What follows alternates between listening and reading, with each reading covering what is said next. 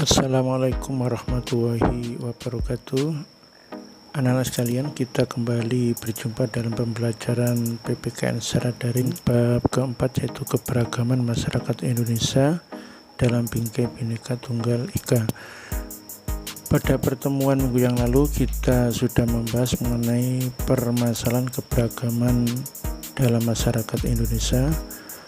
Pada saat itu dijelaskan bahwa bangsa atau masyarakat Indonesia ini memiliki 4 macam keberagaman, yaitu keberagaman suku, agama, ras, dan antar golongan. Suku yang ada di negara kita lebih dari 1000, kemudian agamanya ada 6, rasnya ada 4, golongannya ada banyak ya. Cuma kemarin kita kelompokkan menjadi 3 golongan, yaitu golongan masyarakat berdasarkan kesatuan sosial, berdasarkan kelas sosial, dan berdasarkan organisasi kemasyarakatannya. Pada dasarnya setiap keberagaman ada dampak negatifnya, tapi juga ada dampak positifnya. Adanya keberagaman dalam masyarakat Indonesia yang ditakutkan adalah munculnya terjadi konflik dalam masyarakat. Secara umum, bentuk konflik pada masyarakat Indonesia dapat dikelompokkan. Yang pertama berdasarkan tingkatannya, ada yang disebut dengan konflik ideologi dan ada yang disebut dengan konflik politik. Konflik ideologi adalah konflik yang terjadi karena perbedaan ideologi, sementara konflik politik adalah konflik yang terjadi karena perbedaan kepentingan dalam memperoleh kekuasaan serta perbedaan dalam menyikapi kebijakan pemerintah. Selain berdasarkan tingkatannya, konflik juga dapat dibedakan berdasarkan jenisnya.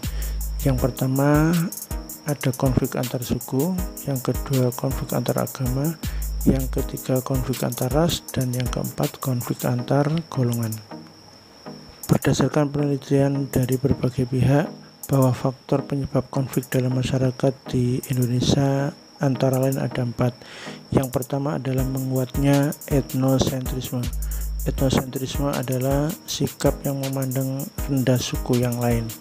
Selain itu, yang kedua adalah adanya stereotip terhadap suatu kelompok. Stereotip merupakan pandangan negatif terhadap kelompok yang lain. Sebab yang ketiga atau faktor penyebab ketiga adalah kurang harmonisnya hubungan antara penganut agama yang satu dengan agama yang lain. Sedangkan faktor keempat adalah kurang harmonisnya hubungan antara penduduk asli dengan penduduk pendatang.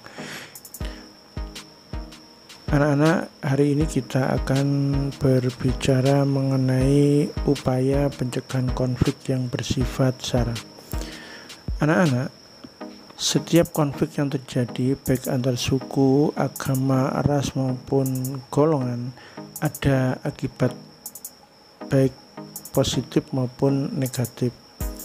Yang positif, dengan adanya konflik biasanya akan menambah kuatnya solidaritas kelompok dan semakin memperkuat hubungan antara anggota kelompok atau masyarakat yang satu dengan masyarakat yang lain. Namun, konflik itu kebanyakan akan memberikan dampak yang negatif. Yang utama, yang pertama, munculnya perpecahan dalam masyarakat. Yang kedua, kerugian harta benda dan korban manusia. Kemudian yang ketiga, kehancuran nilai-nilai dan norma sosial yang ada. Hilangnya rasa kasih sayang, hilangnya rasa kekeluargaan, hilangnya rasa saling menolong, persaudaraan, digantikan oleh rasa dendam, curiga, dan tidak percaya kelompok satu dengan kelompok yang lain. Selain itu, konflik juga bisa mengakibatkan dampak negatif, misalnya munculnya perubahan kepribadian. Jadi misalnya anak-anak korban konflik akan menjadi anak-anak yang pemurung, mereka akan takut melihat orang yang tidak dikenal, dan mungkin yang ditakutkan nanti akan muncul sikap pemarah, agresif, bahkan balas dendam. Karena itulah ada beberapa upaya untuk mencegah konflik yang bersifat SARA atau bersifat suku, agama, ras, dan antar golongan. Upaya yang pertama dinamakan upaya preventif, yaitu upaya untuk mencegah terjadinya masalah atau sebelum masalah itu terjadi.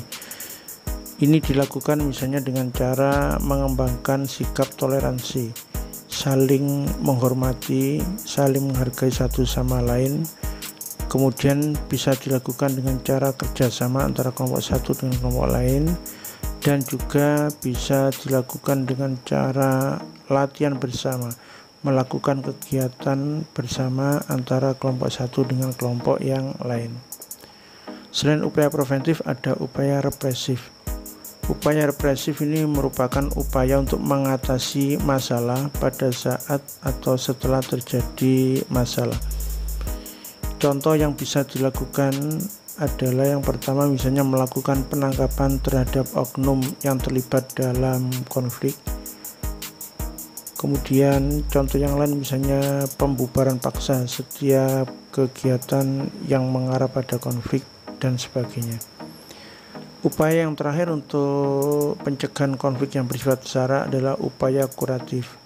Upaya ini merupakan upaya tindak lanjut atau penanggulangan akibat-akibat masalah yang terjadi gara-gara konflik yang bersifat sara. Contoh yang bisa dilakukan artinya memberikan pendampingan bagi para korban kerusuhan, kemudian menyelenggarakan kegiatan perdamaian antar kelompok yang bertikai, dan yang selanjutnya adalah melakukan kerjasama. Jadi mengembangkan kerjasama antara kelompok yang satu dengan kelompok yang lain. Untuk itulah supaya konflik ini tidak terjadi lagi, sikap menghargai dan menghormati keanekaragaman suku, bangsa, budaya, ras, dan seterusnya di negara kita harus dikembangkan. Contoh sikap-sikap yang harus kita kembangkan dalam rangka menjaga kerukunan antar sara yang berbeda antara lain, yang pertama, tidak menonjolkan suku bangsa sendiri, tidak menjelek-jelekan suku bangsa lain, mau bergaul dengan teman baik yang berbeda suku, berbeda budaya, dan lain-lain. Selain itu, kita juga bisa mencoba menyaksikan pertunjukan kesenian dari berbagai daerah. Kalau perlu, kita bisa mempelajari kesenian daerah lain dan bisa menyesuaikan diri serta mempelajari kebudayaan daerah yang lain. Itulah penjelasan kita pada kesempatan kali ini. Semoga bermanfaat. Saya akhiri, wassalamualaikum warahmatullahi wabarakatuh.